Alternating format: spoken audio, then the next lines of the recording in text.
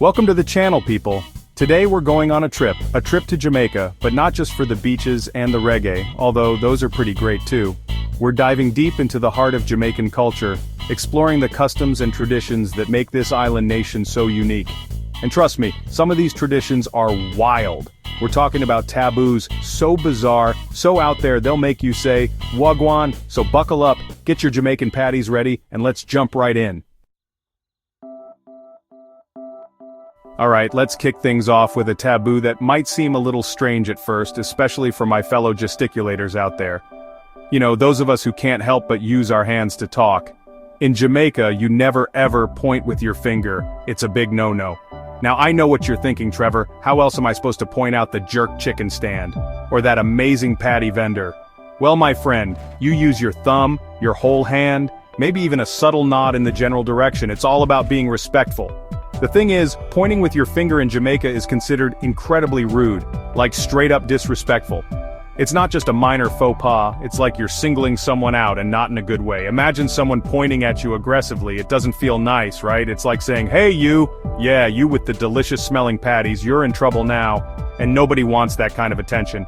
So unless you're trying to start a beef with a patty vendor, keep those fingers to yourself. Trust me, it's for the best. You see, in Jamaica, respect is huge. It's not just a word, it's a way of life. It's woven into the fabric of their society. Every interaction is laced with a level of respect and consideration. And using your whole hand to gesture, that shows respect. It's a small gesture that goes a long way.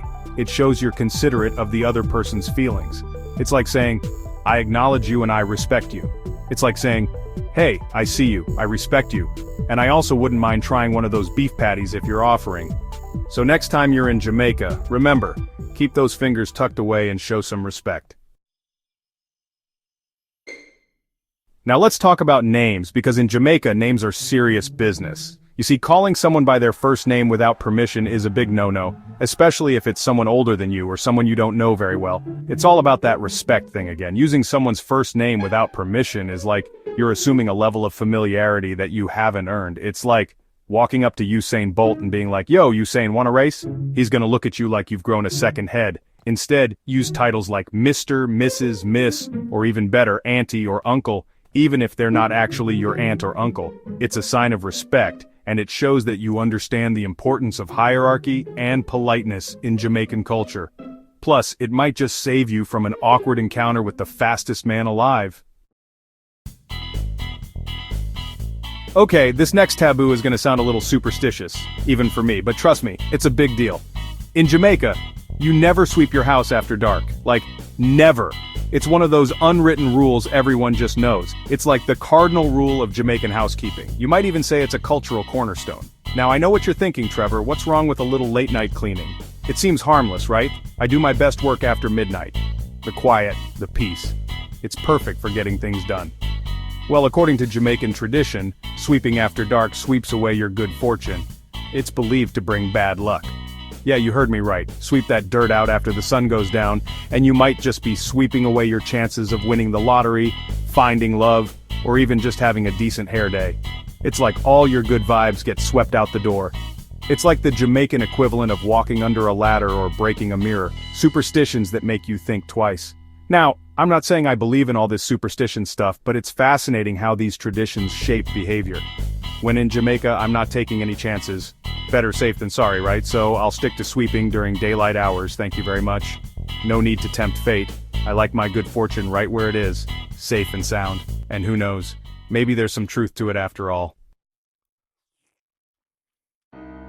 Alright, this next taboo is a little bit sensitive, so bear with me. In Jamaica, it's believed that pregnant women should avoid funerals. Yeah, you heard that right. No paying respects, no saying goodbye, no last goodbyes.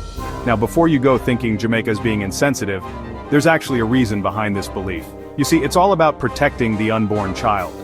Jamaicans believe that the spirits of the dead are still lingering around at funerals, and they don't want those spirits, good or bad, to mess with the baby's energy. It's like a spiritual force field, protecting the most vulnerable among them. So if you're pregnant and find yourself in Jamaica, maybe skip the funeral and send your condolences another way. It's all about respecting their beliefs and, you know, not messing with any potentially grumpy spirits. Okay, fashionistas, this one's for you. In Jamaica, wearing the color red can be a bit of a minefield. Now, I'm not saying you can't rock a red dress or a crimson shirt, but there are certain situations where it's best to leave the red at home. For example, during mourning periods, wearing red is a big no-no. It's seen as disrespectful to the deceased and their family. Red is associated with celebration, with life, with vibrancy. And when someone's passed away, well, that's not exactly the vibe you're going for. So if you're attending a funeral or visiting someone who's recently lost a loved one, maybe opt for more somber colors. Black, white, those are always safe bets. Unless you want to be that person, the one everyone's whispering about. Did you see what they're wearing? Yeah, don't be that person. Alright foodies, this one might sting a little. In Jamaica, eating in public places is generally frowned upon. Yeah, I know. We live in a world of on-the-go snacks, of grabbing a bite between meetings, of eating lunch at our desks. But in Jamaica, it's all about taking the time to sit down and enjoy your food with respect. Eating on the street, on public transportation, even walking around with food in your hand, it's seen as a lack of decorum. It's like you're saying, my hunger is more important than your sensibilities, and nobody wants to be that person. So, if you're feeling peckish, find a nice restaurant, a park bench, even just a shady spot under a tree. Take a moment, savor your food, and respect the Jamaican way of dining. Okay, music lovers, this one's for you. In Jamaica, whistling at night is a big no-no. Now I know what you're thinking, Trevor, what's wrong with a little nighttime serenade? I sound just like Mariah Carey after a few rum punches. Well, according to Jamaican folklore, whistling at night attracts spirits. And not the fun, party-loving kind of spirits either. We're talking about the kind of spirits that might just decide to follow you home, move into your spare room and borrow your clothes without asking. Not ideal. So if you're feeling musical after the sun goes down, stick to humming, singing in your head, or maybe just cranking up some Bob Marley on your headphones. Your peace of mind and your wardrobe will thank you. Attention parents and soon-to-be parents. In Jamaica, there's a superstition about cutting a baby's hair before their first birthday. It's considered bad luck. Now, I know what you're thinking, Trevor. Some babies are born with more hair than I have. What are we supposed to do, let it grow wild? Well, you're not entirely wrong. Many Jamaican parents wait until their baby's first birthday to give them their first haircut. It's seen as a way to ensure good health and fortune for the child.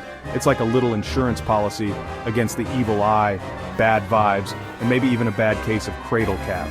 So, if you're in Jamaica, and your little one is rocking a serious head of hair, maybe just hold off on the haircut for a bit. Embrace the fluff, enjoy the curls, and let that good luck flow. Alright, shoe enthusiasts, this one's for you.